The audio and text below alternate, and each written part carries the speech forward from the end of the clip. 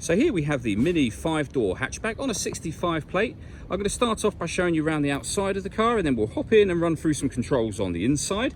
But from the outside, you can see it's got alloy wheels and 5 doors, as I mentioned. We'll start off inside the boot and then work our way around the rest of the car from there. As we approach the back of the car, you'll see we have plenty of boot space along with that 60/40 split folding rear seat. This tray section can fold and fold again, storing behind those rear seats to give you even more space, as you can see. Okay, so we're just going to work our way back round to the front of the car, then we'll hop in and run through some controls on the inside. But now that we've done a full circle of it, you can see it's in excellent condition the whole way round.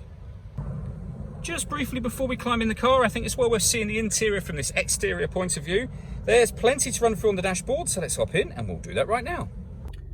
Okay, now that we're inside the car, we're going to start with the dials. On the left-hand side, we have the rev counter. We have the speedometer in the middle and the fuel gauge on the right-hand side. Also in the middle there, you can see the total miles for the car, which are 30,100. The information displayed above that can be changed using controls on the end of the indicator stalk for various bits of trip computer information.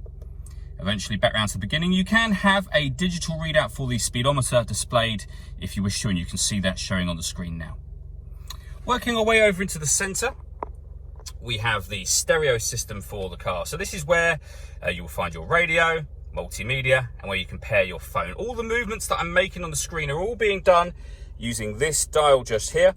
You can use the buttons surrounding it, but essentially the dial will do most of what you need it to do. So for example, you can highlight radio, push that dial down, and you'll see that we have FM, AM, and DAB radio as well. If you want to listen to your own music, you can go into the multimedia section just here, and you'll see that we've got various different external devices that we can go into. So for example, USB input, Bluetooth audio, and auxiliary input as well.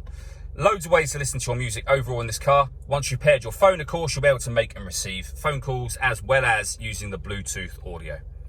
Working our way down, we have dual zone climate control. So you can adjust the passenger temperature, the driver temperature, the fan speed up, and of course down from here.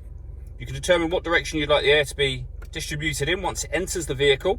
Then when you're happy with those settings, this button turns the air conditioning off in this case, or back on again, or hit auto. So push that button in, the car will now take control of the fan speed and the direction of the air to maintain these temperatures for you. And you can hear it doing that in the background now. Press auto again and you'll go back to whatever setting you had it on previously. Below that, we can turn off the traction control. This button starts and stops the engine, and this one turns off the stop and start. So this car is designed to cut out when it's stationary in traffic to save you fuel. That system is now turned off. Working our way down, we have a 12-volt charging socket as well as the auxiliary and USB inputs. We then have a 6-speed manual gearbox. And lastly, the buttons that I was running through just a moment ago. All that leaves me to say is thank you for taking the time to watch this video. If you'd like to come and see the car and have a test drive, please feel free to give us a call here at Mach 1 Cars. We'd love to hear from you soon.